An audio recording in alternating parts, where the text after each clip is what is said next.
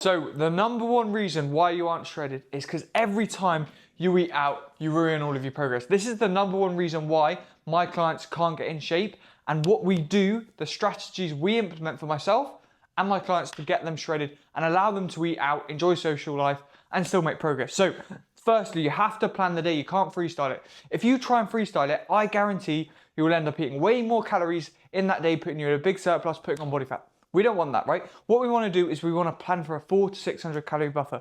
What that means is if you're going out, if your normal dinner is like 600-700 calories, I want you to account for an extra 400 to 500 calories, 400 to 600, sorry. So assuming that meal is going to be around 1,000 calories, right? So banking the calories from earlier on in the day towards the evening. So important that you do that. During the day, we want to make sure we prioritize protein, because whenever we eat out, it's going to be extra fats, extra carbs.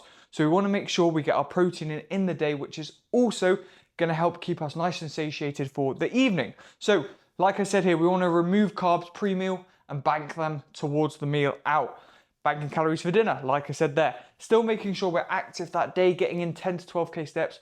Whatever your target is for your daily step count, getting that, even trying to get a bit more, again, banking calories for the evening.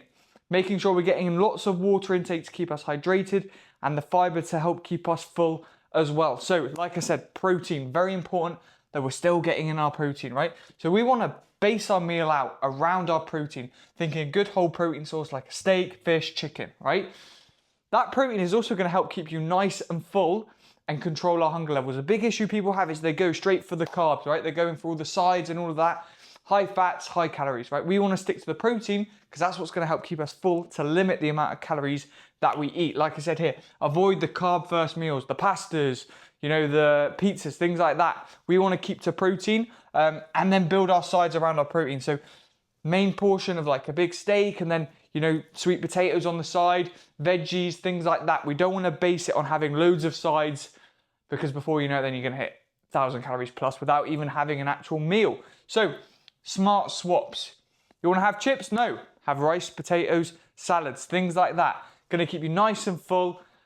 Yes, maybe not as tasty, but the amount of calories you're going to save, it's worth it, right? Same here, fried, let's go for grilled instead of fried. Fried has just got extra calories that we don't really need, that it's going to taste just as better if it's grilled, right? So, and then as well, creamy sides, let's get rid of that. Let's just go for nice whole seasonings. Going to taste just as good. Again, going to save you an easy 200-300 calories. Bread basket meat, just pass it to your best mate next to you, right? Get him bulked up, you stay shredded, give the extra calories to him. Easy win there. Same with here, like sauce on the side. Before you know it, they're giving you 5-6 sauces. That's an extra 500-600 calories. Again, how full is that really going to make you? Not that full. So is it worth it? Probably not, but better off saving your calories for something else. So rules with alcohol, absolutely we can still drink, right? We can fit it in, but again, it's just being smart. Let's limit ourselves, you know, 2-3 drinks max. We don't need to be getting absolutely pissed, having 10 drinks. It's not worth it, right? Spirits, 0 calorie mixer. You do 2-3 of them, you're limiting the calories, 100-200 calories max, right? It's way better compared to having, you know, 5-6 pints. That's an easy 1,000 calories. You may as well have a big meal, right? If you go heavy here, like we said, on both the eating and the drinking, this 1,000 calories that you've banked can easily turn to 2,000-3,000 calories, putting you in a huge surplus for the day. Again, going to be putting on extra weight that we don't need to be doing, right? We can still enjoy it. Same with like cocktails. It's just about, look, if we can go and get, you know, spirits with a 0 calorie drink, perfect, right? That is something that will still allow us to have fun, socialize, and not damage all of the progress. So next day, assuming we stick to these protocols, yes, body weight might be up a little bit, might be up 0.5 kilo, but it's not the end of the world, because after 24 hours, 48 hours, it will normalize. All we need to do is get straight back to our normal routine, not punish ourselves. Where people go wrong is they go absolutely crazy with things like this, and they're consuming 3,000-4,000 calories, and then they're punishing themselves the next day, right? They're starving themselves, they're doing loads of extra calories. Whereas if they just stick to this plan, go out, socialize, enjoy it, but slightly limit themselves, then they don't have to punish themselves, and they can just get straight back on plan, rehydrate, get back to the meal plan, get your cardio, your steps in. What I like to say to my client, every time you have a meal out, it's a refeed. You use that food as fuel to then train as hard as possible the next day, hitting loads of PBs, smashing in the gym 2-3 days later, you're back down to your weight before. Minor. Do not mind that at all. So this is where, once you've nailed this, yeah, it's the mindset, because I have clients that eat out 2-3 times a week and still get shredded.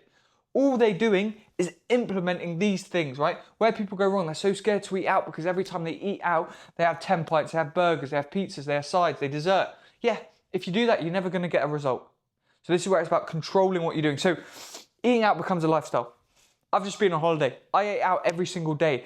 I still maintained my abs. I still maintained my weight because I implemented all of these things, right? So with control and structure, you can eat and still get shredded. That is basically what I'm saying here, because you're still eating within the calories, maybe slightly over 1 or 2 days a week if you go out. But this is where we are chasing consistency, not perfection. If you eat out 2 times a week and you end up consuming an extra 200-300 calories that day, it's not the end of the world.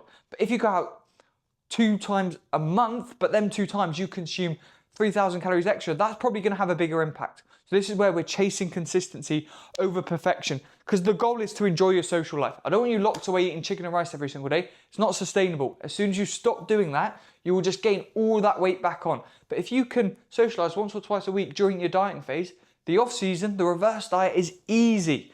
So we can still make progress. So this is where smart choices are better than fully restricting yourself, especially thinking long term. Again, I'm all about let's get shredded and then reverse out. Keep that result for life. Last thing I want to do is get someone absolutely shredded. 2 weeks later, they're up 5-6 kilos having to diet again. That is the last thing that we want, because freedom comes from understanding the framework. Once you understand this, once you've gone through the process of getting lean, reversing out, you've got it for life. So this is why I say it's so important to implement these eating out strategies. And if you do that, you will get shredded and you will be able to stay shredded, more importantly.